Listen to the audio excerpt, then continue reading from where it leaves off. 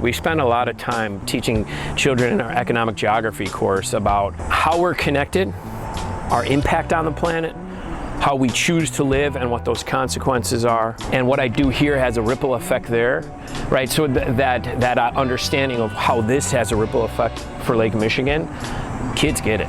The rain gardens themselves capture about 110,000 gallons of water. So I think there's a lot of lessons in nature that translate to how we could lead our lives.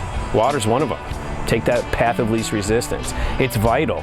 It's part of us. It's part of everything. And here we're recapturing it. You know, you're intentional about what you cultivate with green infrastructure. You know, it's about that intentionality. What are you trying to do? What are you trying to achieve? The prairie out back, the rain gardens here, the pavement here that captures, 160,000 gallons of water. I mean, that's crazy. That's our job as educators, not just to children, but to parents as well, to let them know, like, what this is about. I mean, this has got a much bigger picture, a much bigger purpose than a lovely looking paved parking lot, right? We're following the rules of water here. Nature knows best, and we're capturing it, and we're keeping it from becoming a problem.